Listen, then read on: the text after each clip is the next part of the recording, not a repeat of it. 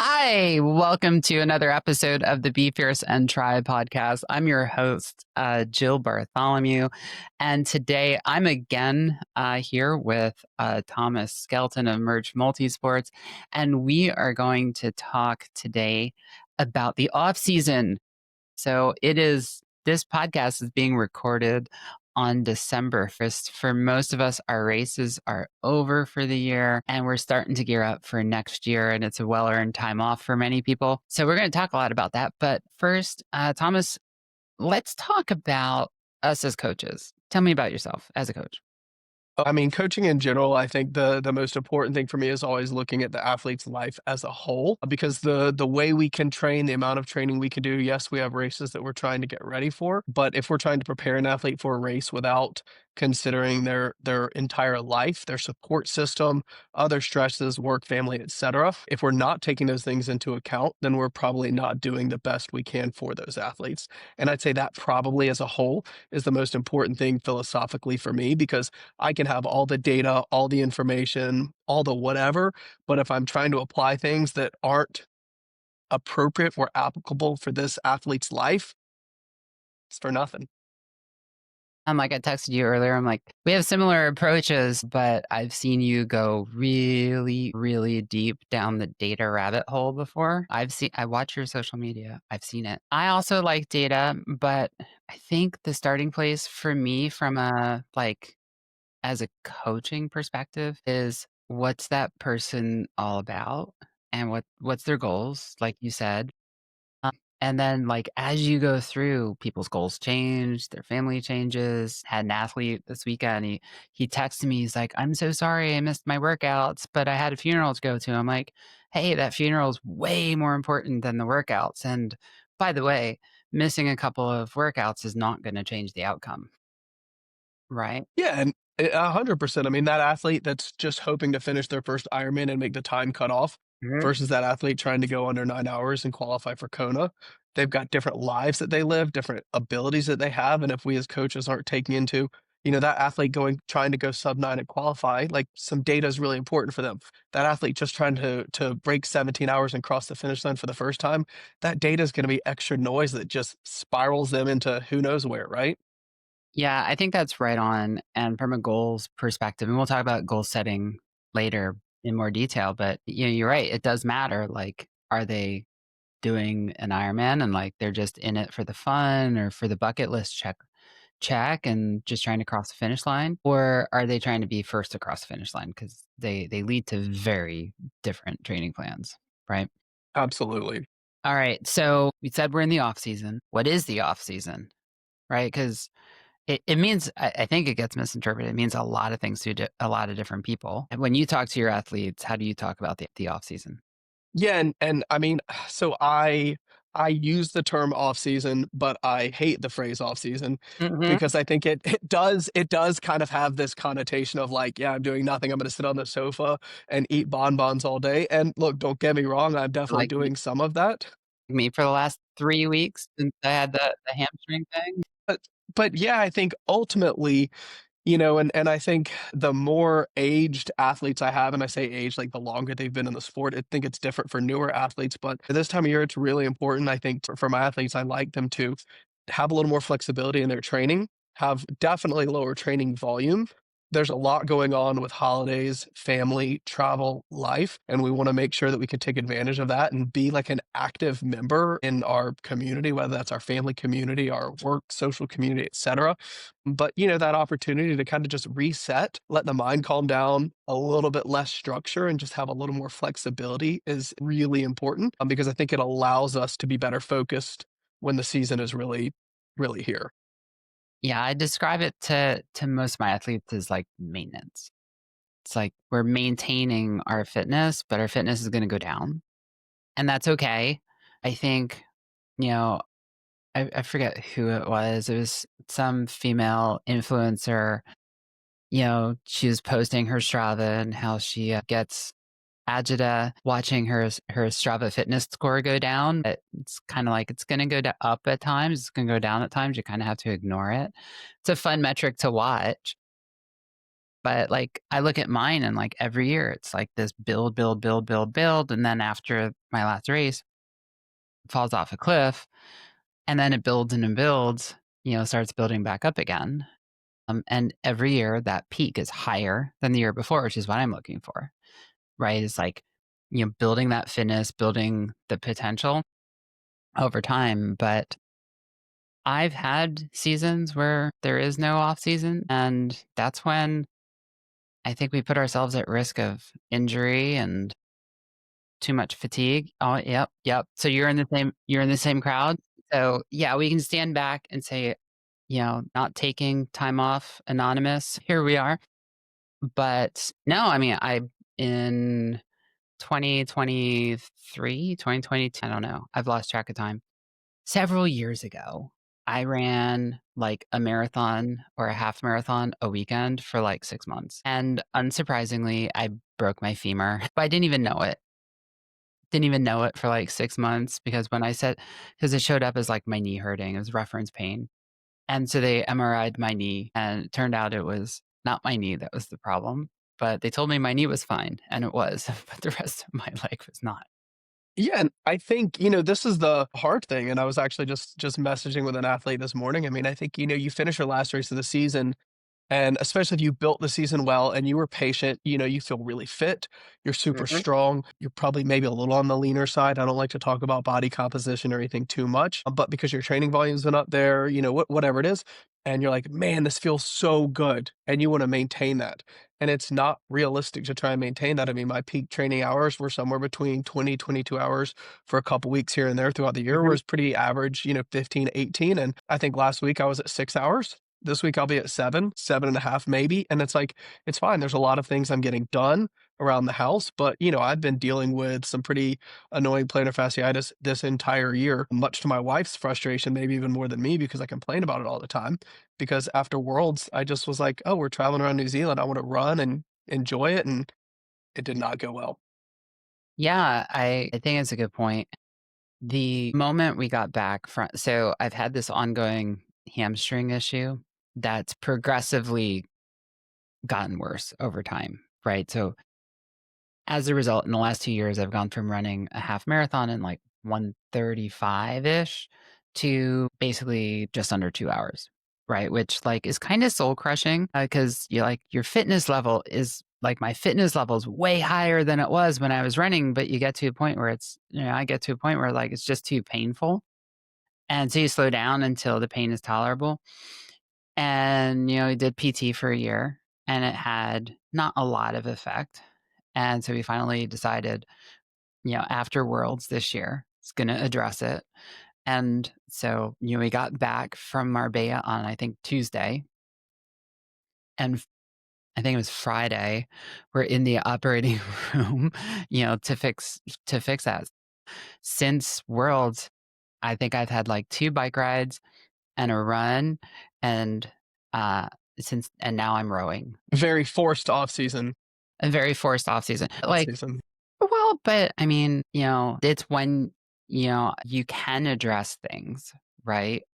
It's like, okay, so if I don't do it now, when am I going to do it? Because there's never a better time than, hey, my last race is done. My next race is in January, but it's dopey. So it's a fun race. It's not for time. Dopey's never for time for me. I have PR'd there in the past, but it's for fun, right? It's Disney. Um, okay. So to time to address injury, to rest, total volume goes down. How do you manage that kind of fall from maybe a leaner state, definitely a fitter state, to something less? Cognitively, like you start to feel it. And you're like, man, I'm not used to this. My clothes don't fit the same way, maybe. And things that weren't heavy now are a little heavier than they were. And they didn't change weight. Yeah, I left my jeans in the dryer for too long, right? Yeah. No, I Stopped think it's wear something that comes with. Started wearing exclusively leggings. I like some sweatpants, I won't lie. No, I think it's something that definitely comes with time, like athlete age, maturity, right? I think literally the athlete I was talking to, last season, she really had a hard time after Ironman Cozumel. kind of like wanting it was her first full season of racing and kind of coming down and relaxing. She wanted to keep pushing, keep pushing, keep pushing. And now, as we were messaging, I was like, I told her I really wanted her to lean into this time of year. And she said, I get it. And I'm excited about it. And so I think that's good. I think it just comes with time. But even still, after 16 years in this sport, it's hard. Like I want to push, I want to train, I want to dig. But at the same time, my last race of the year next year is not until November. And I think the older we get as well, I'm almost 42. The older we get, the more important take. I know that's not that old. That's not Dude, I old. I got still just got, to I'm check a in on baby. you, man. Yeah, right? But I think the older we get, like I got a kid that I coach who's just turned 21 years old, right? And he's still in college. And this kid will train the house down, relatively speaking, to compared to most of the other athletes I coach all winter.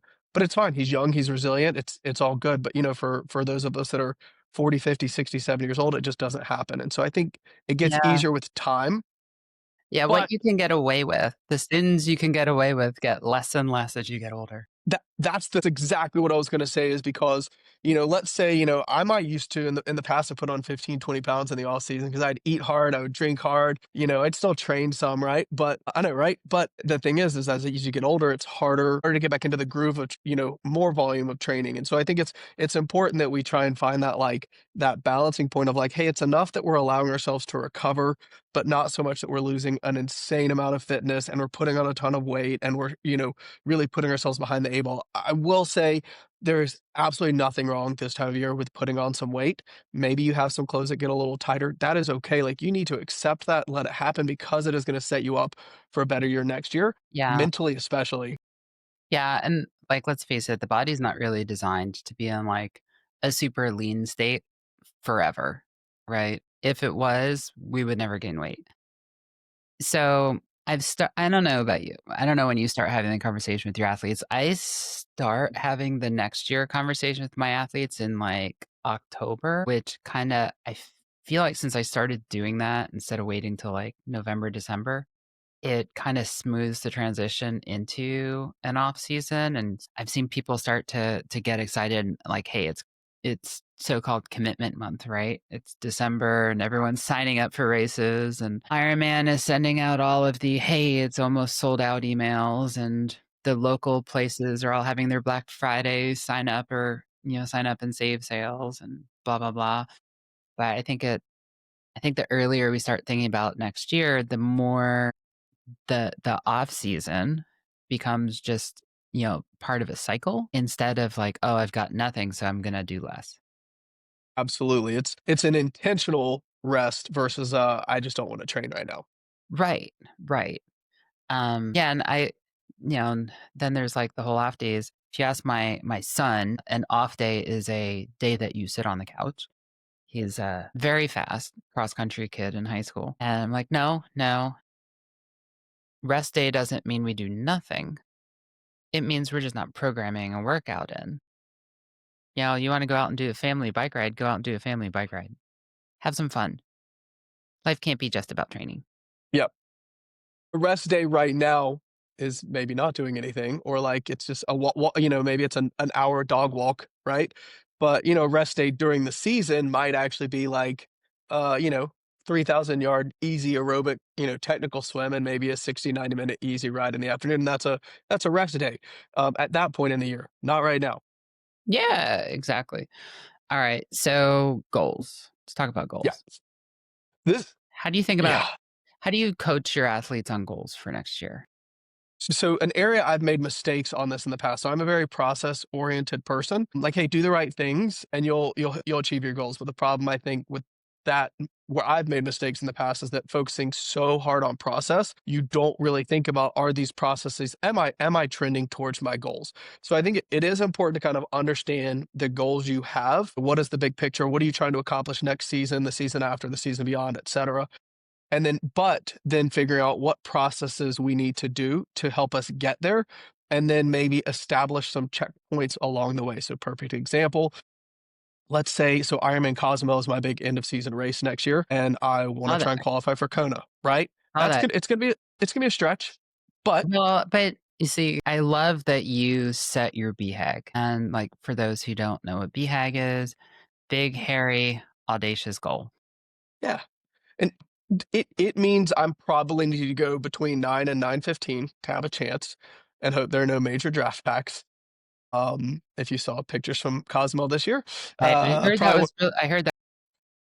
probably the worst I've seen from pictures there, but regardless, so it's like, well, that means I need to bike, somewhere in, I don't know, 440, 450 range, right? So then I can go and say, what kind of power do I need to ride that comfortably? Where do I need to maybe have, like, my aerobic threshold, if you will? And then I can say, well, where do I need to see that maybe potentially trending along the way, and what things do I need to make sure to establish that I do well throughout the season to kind of make sure it's there? Yeah, and, like, on that course and this is where, course specificity is important. Like, on that course, riding that kinda bike is totally reasonable, because, like, it's not super hilly, there's not a lot of elevation gain, it's pretty flat. It's probably not super windy, but it could be windy. But the run, like, that's where you have on that course I mean, any course, but that course, these flat courses, you gotta nail the run, And it's gonna be hot. and it's gonna be hot because it's Mexico. So so I know I need to run probably 315, 320, at the worst, and be able to comfortably do that in the heat, so then being able to look back and say, "What does that take? What does that look like? And am I trending that way throughout the year?" So, I would definitely encourage everybody. There's a great video on YouTube, and I know my athletes get really tired of seeing it of me sharing this, but it's a good one. Uh, it's oh gosh, of course, I'm gonna have a brain fart now. It's something on the lines of goal setting is a hamster wheel. And the guy is talking about goal setting versus processes. And basically, the gist of it, to give you the cliff notes, is that when we have a goal, right? Let's say my goal is qualifying for Kona at Cozumel. Mhm. I don't achieve that goal until that day actually comes, right? So if I do that, right? So technically, throughout the entire year leading up to that, I'm not achieving anything. I'm working towards a goal, but he kind of says that that means you're kind of almost in a failure state throughout the entire year because you're not actually accomplishing the goal you have. So instead of when you take that goal and you establish the Mhm. processes to kind of get you there, then you could say, this is what I need to do every single day, and by focusing on those processes, you're in a state of, I guess, winning, accomplishment, succeeding, and that is a much more productive mindset to kind of be in. Yeah, I would add on that and oh, by the way, like, send me the link to that, and I'll post it in the episode comments, so everyone listening can see that same YouTube. Um, coming from 2 decades and some change, more than some change, in software development and engineering, right, agile, one of the concepts there is, like, constant iterative development. And as part of that, it's like setting these smaller goals that build towards your bigger goal, right? It's like what's your weekly goal, your monthly goal, your quarterly goal? If your goal is like in your case, nearly 12 months from now, that's fine. What's your goal for the next 30, 60, 90 days? And then you can work towards those. And that way you don't end up going 12 months feeling like you're not accomplishing anything you are in a failure state until the goal comes. So how do you kind of keep those like mini motivation moments along the way going? Absolutely, exactly. And I think most of us do periodized training plans and that's part of that too is, you know, each one of those periods has a goal. Are we achieving it? Yep, exactly. Absolutely. Sorry, I'm dropping my phone and all sorts of things over here. I just texted you that, so you should have Okay. All right. Everybody listening can't see that, but the video will be posted to YouTube as always. Although good I'm deal. I'm sometimes a little lazy posting the videos. I'll post like 3 at the same time because they take so long to upload. It's like, it just takes forever to upload to YouTube. The connections are so slow. But okay. So choosing races, I don't know how you approach it. Most of my athletes, we actually sit down and talk about what their right races are for them to choose next and like what are their goals. Some of them want to do like the hardest thing they can find, others want to do the finish line. Others are like, how can I get my 70.3 or my Olympic or my Ironman to be under this time, for example? And, I don't know why, but it seems like most people are afraid of hills. I love hills. All my favorite courses are hilly. My best bike times are on hilly course. Well, I think, everyone wants to do faster times, right? So they want the Yeah. flatter courses, they want the Marylands, they want the Augustas, uh, downriver swims, because they're trying to go for a fast time, right? Or it's like Yeah. everybody has to do the same course, I right? I So it's think a like third I think a third of my athletes right now are are pointing at either Eagleman or I am Maryland as their A race. We're in the Northeast of the US, you know? And so, like, both of those are about an hour drive from where I live.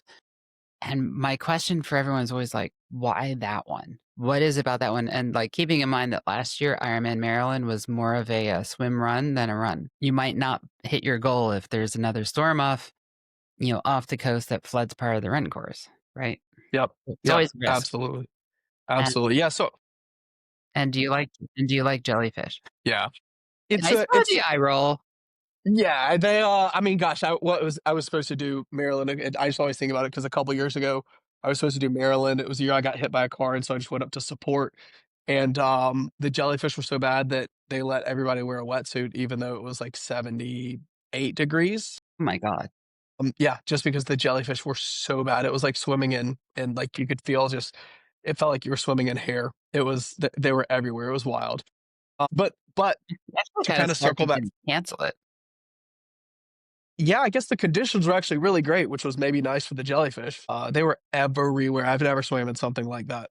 So, for the practice swim at least. But, regarding like setting races and goals, I think it's a balance between, I guess, again, depends on the athlete, right? What are they trying to accomplish? What are their goals? Because there's some athletes that maybe have some certain goals and we have to push them to certain kinds of races that they maybe not might not trend towards.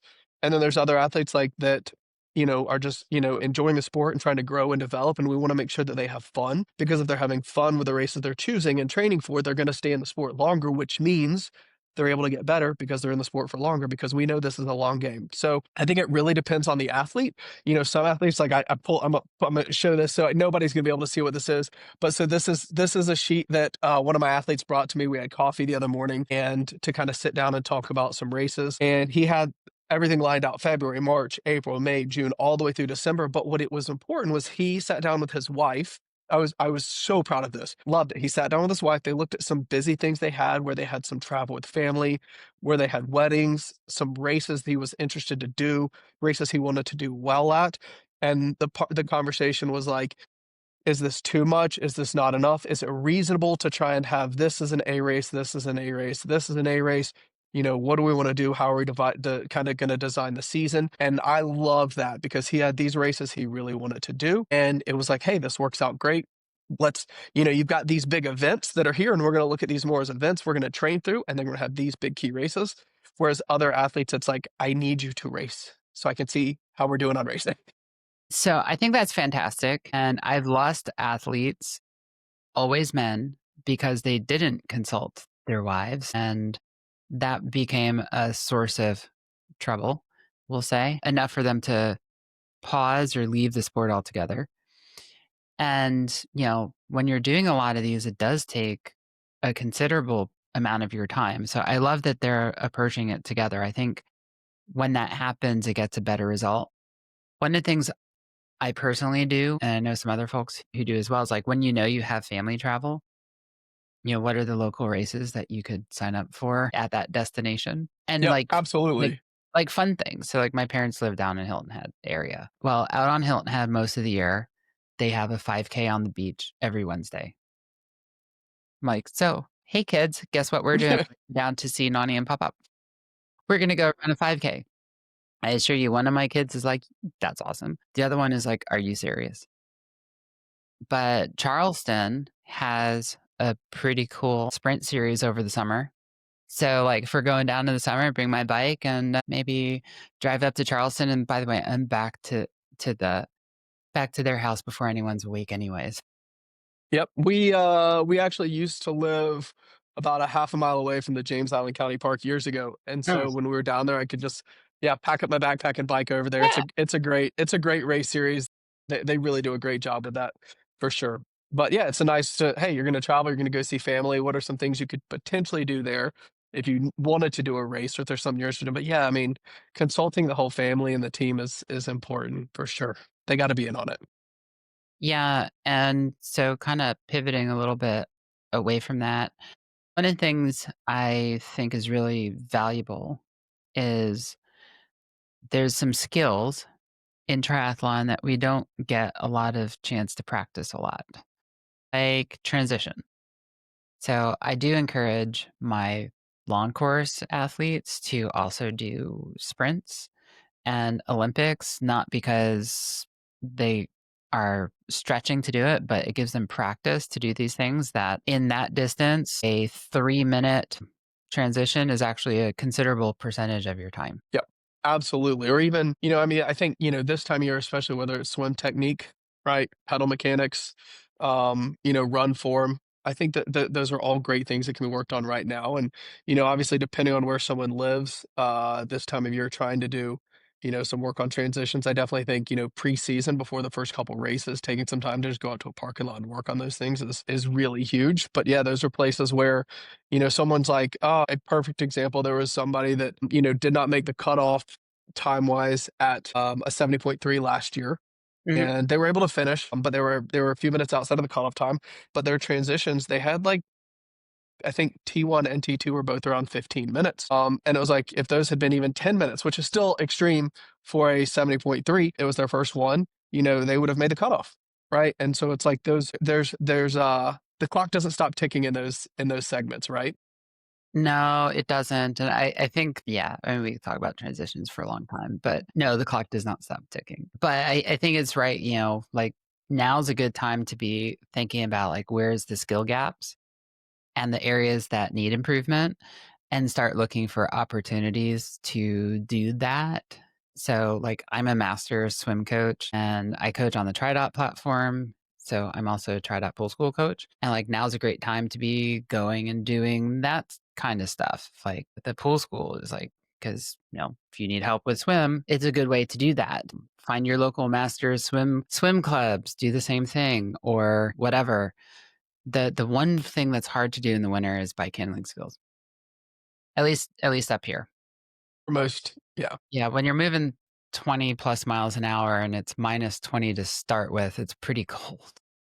It's I think maybe it's cliche or like overly corporate, but like the SWOT analysis, right? Like, it's you could say it's overused or whatever, but at the end of the day, to figure out what your strength weaknesses are, where the opportunities are, like taking 30 minutes or even an hour to go and kind of fill out that little quadrant assessment of, for a good SWOT analysis. I mean, that can really be good for, laying the foundation for things that you need to work on throughout the year that maybe you've been neglecting.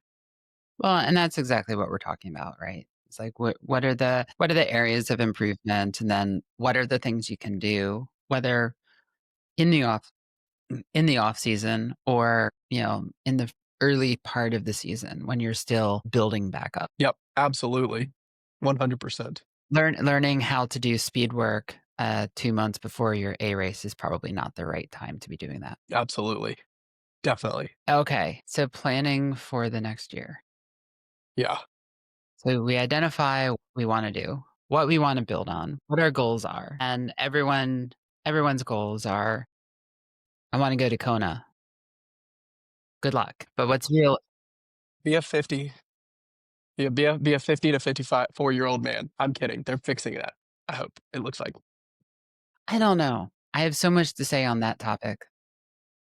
That's a whole different rabbit hole. I just know, I was very happy to see I have a friend who got, I'm just gonna say in the top 5 overall because I don't wanna make anything specific, at Ironman Chattanooga as a age grouper female, and she did not even get offered a slot. She was not 5th, she was inside the top 5, and did not even get offered a slot for Kona, but after they made the adjustments, she did, and it's like someone that competitive.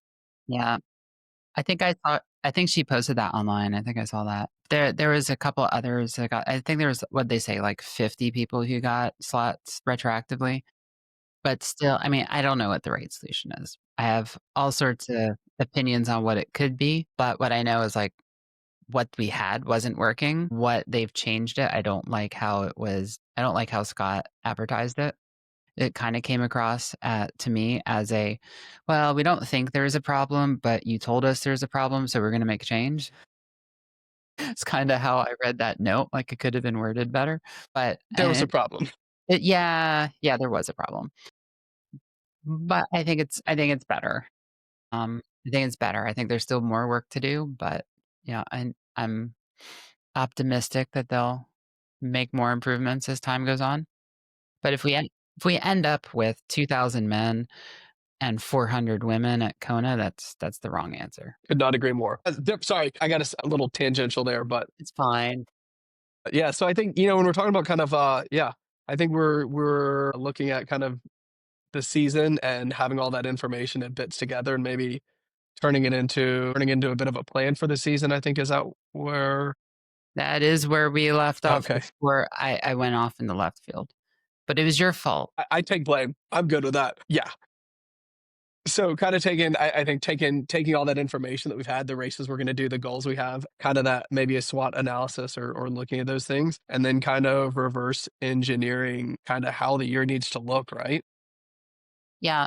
One of the things that I think is in there that we haven't talked about is, like, nutrition. I don't mean, like, what you're eating every day. It's, what are you eating? What are you taking in as fuel when you're out there doing workouts? Now is a great time to be experimenting with what works and what doesn't. I think we've all had experiences with, like, mid-season realization that something was not working in a maybe horrible way and having to make changes and keeping our fingers crossed that the change was better than the thing we were trying to fix. But now's a good time to be, like, playing around with alternatives and looking to see what else is out there. I have a couple of my athletes now doing sweat tests, trying to figure out, like, is what they're doing appropriate for how their body is sweating and how they burn through sodium and other electrolytes. And I know some in a couple of cases, we found that, like, what they thought was the right thing turned out to be, like, way too strong for them, or the wrong mix. Is too salty, not salty enough, not enough electrolytes, et cetera, et cetera. Yeah, I think that's a really good point, and I think, and I don't know if we're gonna spend some time talking about maybe mistakes people make, but I definitely think this time of year, one of the biggest mistakes that people make is on, training sessions that are long enough or maybe potentially hard enough. I don't know if that's the time of the year or not, but, not taking in fuel because maybe they are eating a little more and they have put on a couple pounds and like, "Oh, I don't need to take anything during this Yeah. workout because I put on like 5 or 8 pounds and the workout will help me burn that off, and it's like, that's the wrong mindset, right? Like, the opportunity to make sure that you do have if there's something from a nutrition perspective, like, fueling-wise that you're wanting to try out, like, this is a great time to play around with stuff because the risk reward is so low. Look, if you take in something, you take in too much, and you end up, like, having to hop off the bike because you're gonna get your kit dirty, like, and you need to go to the bathroom, that's cool. It's not like you're in the middle of a race, right? Yeah. Well, I mean, there's so much there. I have a friend, who will remain nameless, Greg, that, yeah, he's a fast runner. He's not interested in doing other events, but he's a fast runner, but he could be faster. He doesn't eat or drink on the run. I I don't know that I can fathom doing a marathon with no fuel and nothing to drink. That doesn't sound to me like the optimal strategy. So, over the last year, I've been trying to convince him of the merits of taking on nutrition while he does his activity, but it's exactly that. It's like you are burning a lot of calories per hour. Endurance, sports is not a weight loss activity. It might change your body composition, but it's not a weight loss activity. Your weight might actually go up, but you're burning a ton of calories an hour. You got to replace them or you're going to run out. So, things we've done wrong. I'll go first. Lake Placid this year went horribly wrong for me nutritionally. I called you on the way home. I'm like, dude, I need to fix this. We had all sorts of advice, that led to this other strategy that was less carb intensive and, had a few other things in there trying to be more fat optimized. And it didn't work out in training. and I knew it didn't work out in training, but it was getting better. I was getting a lot leaner. I'll give it that. Yeah. My face was less puffy than it is now, but it wasn't working. And when I got on course, first loop, power was about where it should have been for like the first 30 miles. And then it steadily went downhill, downhill, downhill. And like around like what, Mile 80, my legs were just like done. I did finish. It wasn't a terrible time, but it wasn't great. It wasn't what you were capable of. No, no. Yeah. My nominal power, that was my lowest nominal power for the whole year, and it should have been my highest. That's the one that Marbella was actually my highest, but that's the one that was my A race for the year. That's the one I trained for. And my nominal power for the bike was 100 watts lower than it was at Marbella and 95 watts lower than it was at Kona. It's a lot. It's a big chunk. That's all new yeah, I know, it's huge. It's all nutrition. That's all nutrition. Yeah. I think, and there's, we do have to admit there's a direct correlation between the amount of watts you're riding and calories burned. So if someone's riding 100 watts for 6 hours, the amount of calories they're burning per hour is very less, much less than someone riding 300 watts Yeah. per hour, right? And if someone's running 7-minute miles versus someone running 10-minute miles, the amount of energy that they're burning per hour is going to be significantly higher. So fueling demands, I would say, really get.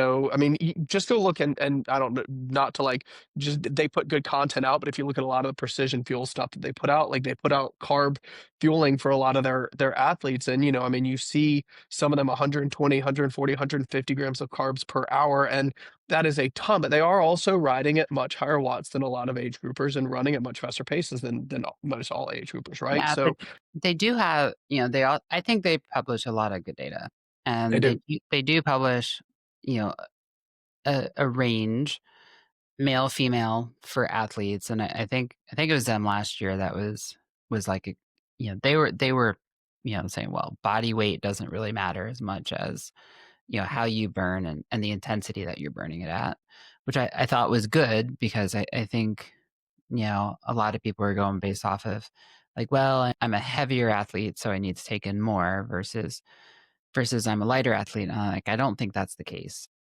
I think it's how hard are you working and are you feeding it as much as you're asking it to do?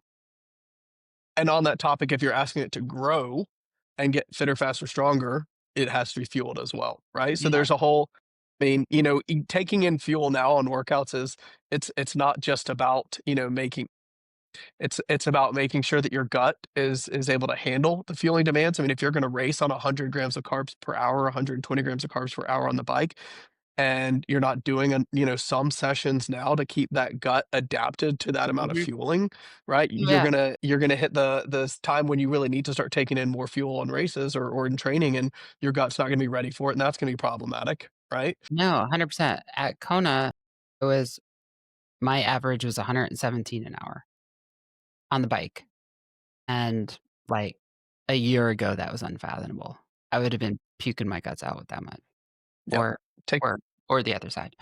Yep, absolutely, One of the 100%, 2. yeah, yeah. Taking too much and all that a bunch of fluid gets pulled into your gut, and it just yeah, Right, but I trained with it every single session with the exact same products, which, by the way, I've come to really love the Precision Flow Gel, which I'm super disappointed that the feed still doesn't sell the Flow Gel, but I love it. You put it in a water bottle and just stick it in a regular cage, and it's so easy. No more I'm like, I love not having packets to open on the yep, bike. absolutely, yeah, there's no need for it for sure. Yeah, but now's the time to be experimenting and go to, like, the feed or somewhere else and buy a sampler pack of different brands, see what you like. Absolutely. Alright, I'm just going through the notes that we shared earlier. I'm like, "Did we hit on all the bullets?" I don't know. There's one here that I think is really great. Mentality, the mental okay, I hope she's not listening because she'll know who she is, but I have an athlete. She's working her butt off. Just did her very first marathon, and she did great. She didn't think she did great. She did not meet our forecasted finish time by about an hour. I completely know why, and it had nothing to do with her fitness or her capability.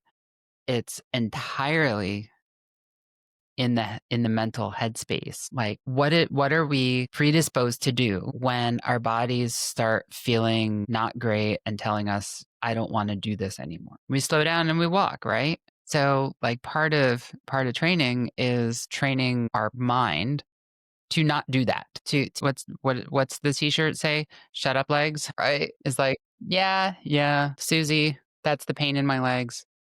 Shut up and go away. Give it a name. Tell it to go away. Ignore it. It's like the cousin at Thanksgiving dinner who won't shut up and knows everything about everything, right? Just like stop. Go away. I'm going to do this other thing instead and just keep on keeping on. Yeah, I think it's a great point. I mean, the muscle between our ears is a really powerful one. And if we're constantly just thinking about, the muscles we use to actually work and move forward, we're neglecting an important piece of our development as an entire athlete, right? Our ability to make good decisions under fatigue.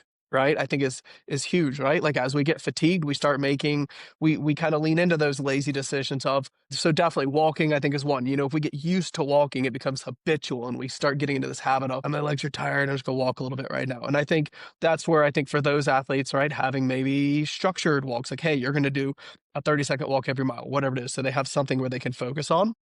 I actually love the Galloway walk run for some athletes who like are predisposed to walk anyways, because exactly right. It adds structure to that walk. And it's like, no, you're gonna walk for 30 seconds, then you're gonna run for 2 minutes. Yep, And then absolutely. and then after those 2 minutes, you get rewarded with walking for another 30 seconds. I think the other place where kind of, the mind can get us in trouble, especially in Ironman races is, maybe it's mile 13, 14, 15, when you're kind of potentially like, "Oh," of the run, and like, "I'm tired of taking in I don't wanna take in another gel," or, "I don't wanna ta" and you just I see a lot of people that will get to that point because they haven't practiced their fueling on, certain key sessions, right? When they maybe didn't wanna take it in, and they get to that point, and they're like, "I just don't wanna take anything in," and they go the last hour, hour and a half, 2 hours with nothing, and their performance obviously is gonna suffer because of that, but because they haven't just practiced, shutting their brain off and going through the motions and getting done what they need to get done, kind of almost robotically. Yeah, and in a full IM, for example, like the run is where bad habits on the bike are gonna catch up, right? If you're overfueling on the bike, you're gonna find out on the run. If you're underfueling on the bike, you're gonna find out on the run. So like you you you kind of have to nail the bike to get the run. And if you don't, then that second half of the run, if you overfueled, it's gonna suck. And if you underfueled, it's also gonna suck. Like not just time wise, but it's gonna feel bad. Worse than And it. that all comes down to mindset and good decision making, right? And Mhm. that's stuff that should have and can be practiced for months in advance, kind of all throughout training. Yeah. And I find it interesting, we talk a lot about like gels, but a lot of people it seems to come and go in like waves. But a lot of people are back to carrying real food on them again. And yeah, I've had some athletes try that and it can be a messy proposition. But if that's your jam, practice how you're gonna do it. Because if you're like just sitting there on the trainer with a peanut butter and jelly sandwich in front of you, that's cool. But how are you gonna do that on the bike when you don't have a table in front of you? And where are you storing it? And where is the wrapper going? And how are you getting it in your mouth? Yep, absolutely. I mean, I know for me, races, halves and fulls, it's pretty much all liquid. But this time of year, I promise you, like if I have a bike ride on December 26th, it will be fueled by candy that was in my stocking. And I don't, I think from a solid food perspective, there's nothing wrong with using some solid Mhm. food or different stuff. But if it's not something you're going to be racing with, it shouldn't be the norm, Yeah. right?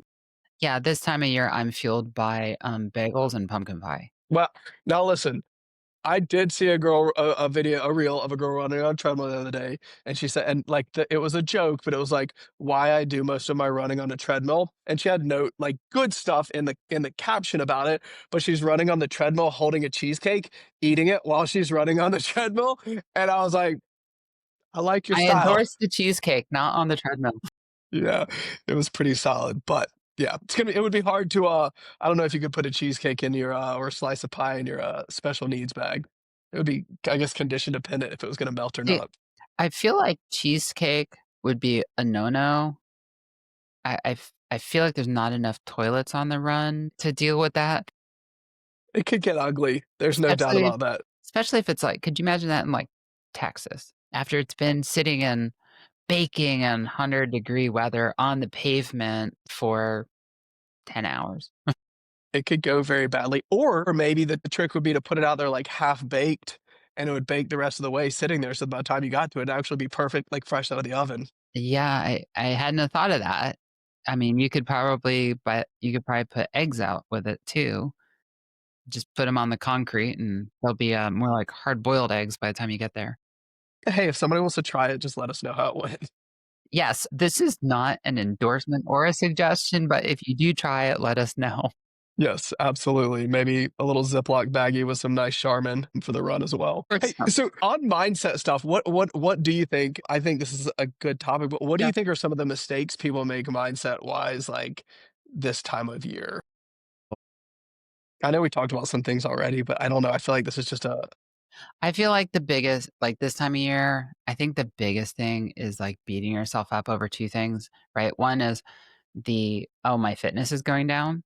Like, it is ha I did log I all my stuff gets uploaded to multiple platforms, right? And I had to log into Training Peaks this morning to grab a screen capture of something for someone. And, it's like it shows a very steady downhill decline over the last 3 weeks. Why? Because I haven't done much of anything. I've been on the rower a few times, been on the bike once, and aside from that, pretty much nothing since Marbella. Forced downtime. And that kinda gets you. It's like, my CTL is half of what it was. That kinda sucks. But then, the other is, like, setting goals that are unachievable. It's like, "Hey, I wanna qualify for Kona next year," and we were kinda joking about it earlier, but if it's your first year in the sport, maybe that's not a this year thing. Maybe it is, but maybe it's not. And if it's like if you set, like, a big audacious goal like that and you don't hit it, like, how are you gonna feel about that? yeah, absolutely. I'm all about big scary goals, but they still need to be within reach, right? Well, I think achievable, is the part that you really gotta get in there. It's like, adding, your BHAG also needs to be STAR compliant. Yeah, yeah, it's like I think sometimes from a mindset perspective, people will set goals that are out of reach. Mhm. And it honestly kind of I think it can take pressure off, and it kind of it's a bad way to set goals because mentally you get into the point of like, "Well, I'm never gonna hit that goal, Yeah. and so why even try?" And it's like, well, what's the no, the point of setting a goal is something that you can do, that is achievable. Mhm. So, yeah, 100%. Yeah, I think from a kinda headspace, you know, one of the other things is, like, it's easy to get unmotivated, like, you kinda take some time off, yeah, maybe you're recreationally doing some stuff, and, like, staying motivated, like, your plan this time of year is not 0. It's something that's not 0. You still should do it, and, keeping motivated to do that, and, like, personally, like, when it's time to get back into, like, the ramp plans, like, "Hey, the off season's over and it's start time to really start training again." I find it like the first week or 2, it's hard to rebuild those habits and re-find the motivation, and, I get comments on my Facebook and Instagram feeds of like, "Oh my god, where do you get the energy from? Where do you get the motivation from?" It's like, well, it's kinda manufactured. It's like, yeah, I'm motivated because I said I was gonna be motivated, and I do it because I said I was gonna do it, but, like, that intrinsic motivation, finding it, and that's different for everyone. But I think it's easy to lose, and if you totally let it go, maybe that's not good.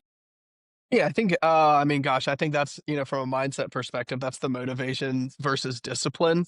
kind of conversation, right? Like, I think everybody thinks they're gonna be super motivated all the time, or they see somebody who's done this for years or is always training a decent amount, and, they think that they're, like, this highly motivated individual, and it's like, no, like, you're just very dedicated to your goals, and you do enjoy the process, right? Like, if there's plenty of people that have goals, but they're not they don't love the training as much as other people, and so, you know what? Those people are maybe only gonna train 6, 8, 10 hours a week versus someone training 15, 16, 18 hours a week, right? And that's totally fine because maybe that 6, 8, 10 hours a week is something that they can stay dedicated to.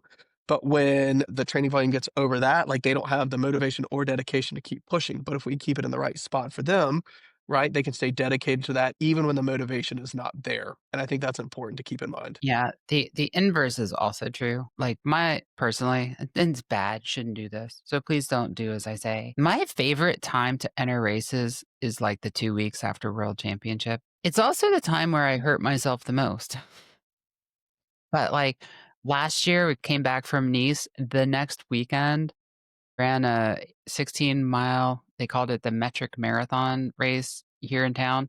And then the week after that we drove up to New York City and did a time trial. It's like, your fitness is the highest it is all year. You just want to take advantage of that. But, after a big race, especially like an A race, like you got to spend the time recovering. And like, lo and behold, like, when do I hurt myself? It's in those moments. Yeah, absolutely. But That's All right. that's very common. All right. So, what's your bad habit? Yeah, I mean, I'd say running too hard or wanting to do more and not being patient. I mean, for me, yeah, and so I it's the whole reason that, like, yes, I coach, right? But Mhm. I still have a coach myself because I know I have bad habits. I know I can't objectively look at myself. I love training. I wanna train more and having a good coach that can kind of keep me in check. Like, yes, I know all these things, right? But I wanna push. Like, let's go. Like, I'm ready. Like, it's been an off season. I've taken a good off season, like, from since Spain, and I'm ready to go. And he's like, "Calm down. Cool your jets, hold your horses, be patient." And I'm like, "I Oh, hate good. you, but I appreciate you." Right? And so I think that's, my big habit is like I want to get back into it. I don't want to take the good off season and then I don't want to ease back in and slowly build. Like I'm ready to hit the ground running. And it's like that's the last thing we should do. We should, we took the time off and that time off we kind of it drops off pretty good. And then it's gotta slowly build back in. But I want to jump back into it and get going. What about you? Besides running a 16-mile race and a time trial afterwards. Well, I mean, I need to find more bad habits. That is my big one is like after an A race, and I've done that multiple times. So like after Texas this year, I didn't have a great time at Texas. I was sick on race day, actually race week. We think I had COVID. So the race didn't go, especially the swim, like it felt like I was having a panic attack the whole time. My heart rate in a race has never been like my heart rate's never this high. I got back and I did a time trial the next weekend and, capitalizing on all that fitness, I did 2 extra miles I didn't need to and I still won. It's like, you're just out there because after doing it to me, like the mindset part is so easy because after you went out and did a full Ironman in a time trial environment, you're like 44K. It's only 44K. You go out and you're like, it's only an hour and you can do anything for an hour. You got like 10 other hours that you don't have to do. So that seems to be like my big thing. I do have a habit of experimenting with things up till race day.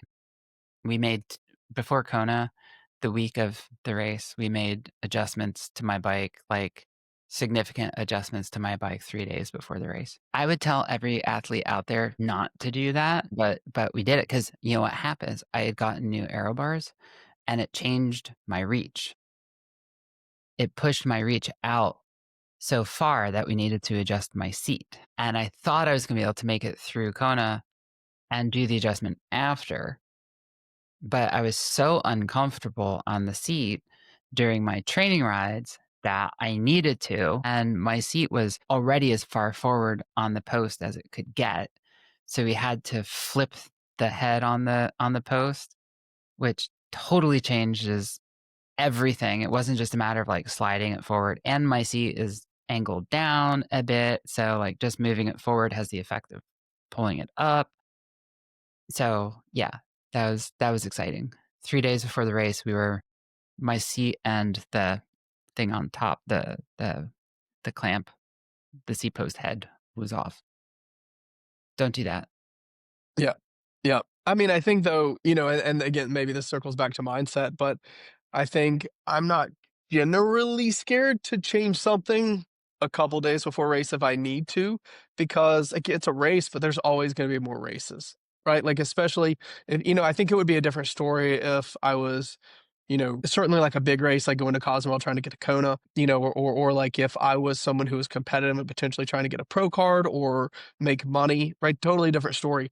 But for me, I'm like, front-ish pack amateur in the US, mid-pack amateur in Europe, and I'm gonna have another race, right? And so if it's something I'm like, oh, that was a bad call, I shouldn't have done that. Cool, great. I'll talk about it. I'll share it, and hopefully it helps somebody else. But I'm not scared to make, a Yeah. mistake here or there because there's gonna be other races. I've had Well, plenty of bad races. I think there's a difference too. Like, you and I both race several times a year. Yes, exactly, Most people don't. exactly. They've got one or two big races.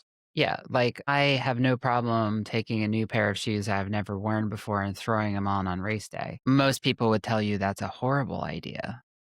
But I'm like, I have 5 pairs of the same shoes. I know how they fit. I know how they work. And some shoes, the best time to wear them for a race is when they've never been worn before. Yeah, these the problem with these super shoes is they're super expensive and they don't last very long. Yeah, what is it? There's, Adidas shoes that are, like, they're, like, 3 to 500 bucks, and they're built for, like, 1 marathon, and then they're done. Right. I mean, Exactly. And everybody has, like, the prototypes that only the elites can get that cost, 5 plus $100, and their design life cycle is 27 miles. yep, exactly. Different story, but Yeah, no, but yeah, I've done that on multiple IMs and races, like, new shoes straight out of the box, like, what's the worst thing that happens? I mean, I mean, gosh, 43 or 4 or 5 70.3s, a number of fulls, like, I've been racing for a long time, and I'm not afraid to make a mistake, but if it was one of our athletes and, it's their first 70.3 or it's their, like, big 70.3 of the year, and it's like, that's a situation if you're listening to this, pump the Yeah, brakes. and that's the difference, and, it's like, so I'm pretty involved we were talking about this earlier, I'm pretty involved in the Run Disney stuff as well, like, I do all the Run Disney races, I do a lot of IMs too, and with the Run Disney crowd, like, there's kinda, like, 2 halves to it. There's the folks like us who race a lot and Disney are just fun races, and then other people who, like, this is the first time that they've done that distance, and they're doing it at Disney because every mile is obviously more magical at Disney, and if you're listening, every mile is not more magical at Disney. A mile is still a mile, and a mile on the highway is still a mile on the highway, but, there, it's like for that crew who, like, this is their first 10K or half or maybe full, it's like, no. Several months out is when you should probably lock in what you're gonna do, and you can tweak it, but don't make major changes because this is your first time doing it. You don't know to what degree you can make changes. Where, if you've been racing a lot for a lot of years, you kinda know what you can get away with.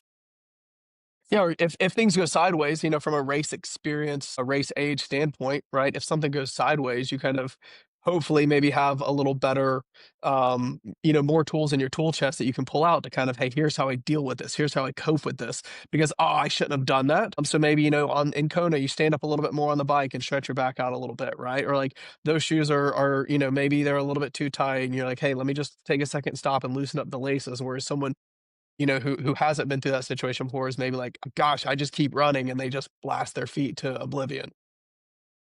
Yeah. I've developed this nasty habit of using new goggles in races that I've never used before.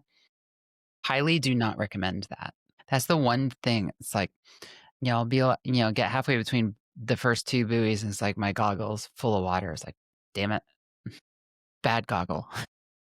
Yeah, no good there. See, I'm the exact opposite where I will wear the goggles that I use on race day too long, and I'm constantly applying a little bit of, like, the night before the race, a little bit of baby shampoo, and then Yeah, rinse them off, let them dry for fog.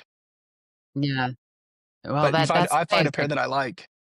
I'll get up race morning and like it's got like that coating on the inside of crud. And I'm like, I'm not dealing with this and just grab a new pair of goggles. And I'm like, no, that's always a bad idea. Like deal with the crud and not because then like at Marbella, I'm like, we were the first, I don't know how many 100 yards. We were like swimming straight into the sun and we couldn't see. And my goggles were foggy and wanting to fill with water. It just wasn't ideal. Yeah, you need some baby shampoo on those old goggles. All right. So we talked a little bit about goal setting, mindset, maybe some don'ts. We talked about like setting up goals and identifying what the areas are to work on for the next 90 days or however long, and a few what not to do's. What do we miss? I think we covered it pretty decently from kind of a little bit of the outline that we had. Well, I'm just thinking, I'm like, you know, there is the one thing, right? Have fun. Gosh, yes. I I think mean, we that should forget. be a year-round thing though, right?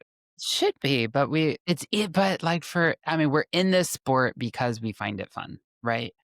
I hope we're not in this sport because you thought that it made you better in some way without also being fun, right?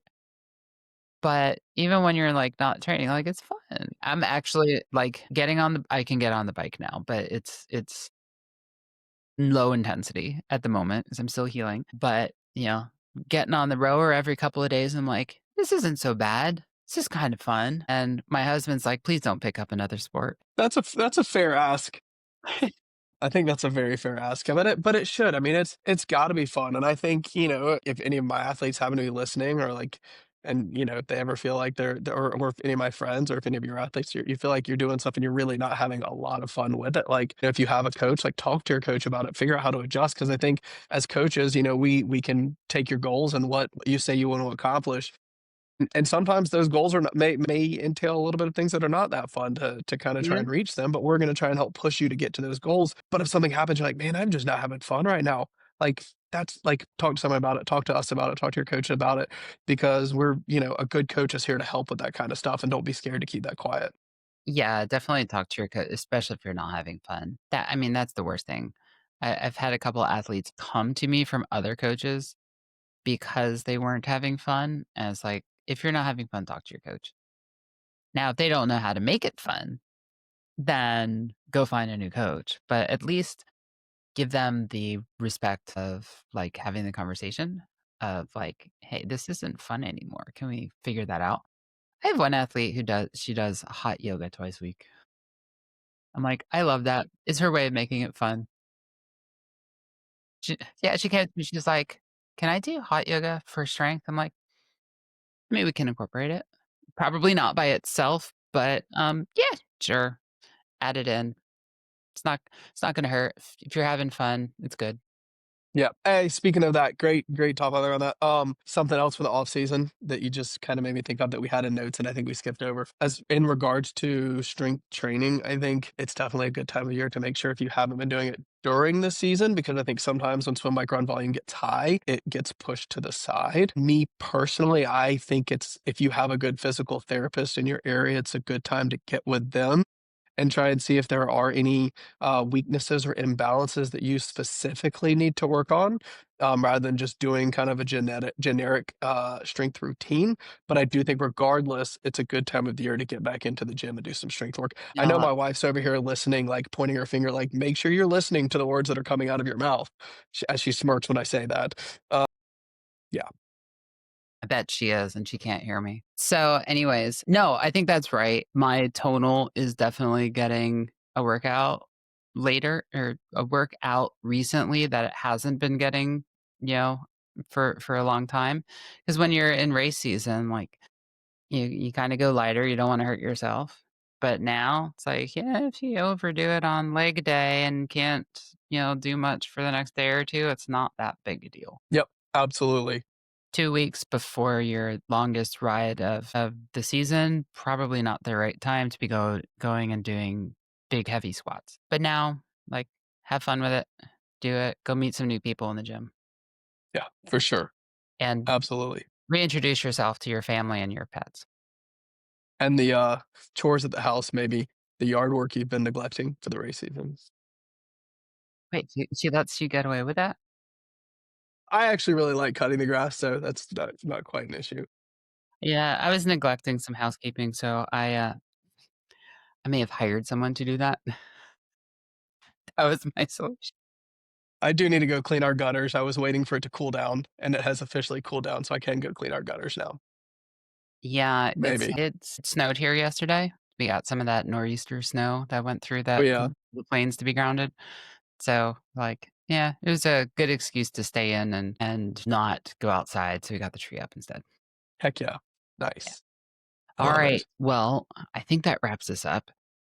It's a good episode. I hope this is useful to for someone out there listening, and I'd love to hear everyone's feedback and, like, what they do in the off season and what specific challenges maybe they encounter or, like, what their secrets are. Like, what do they enjoy doing on their off season? So why don't we start a thread in the maybe Be Fierce and Try page and publish that, and I'll put a link in the description as well. Like, tell us what you do, what you don't do. I'd love to hear what other people say. And it was interesting, I was reading an article in one of the online magazines. It might have been Runner's World, I'm not sure. It's like, what do you do in the off season? And it was all about, like, muscle and skill development. So I think everyone's kind of thinking in the same space. All right. Well, thank you, Thomas, for joining again. And for our listeners, if you liked this episode, please subscribe, and we'll see you in our next episode.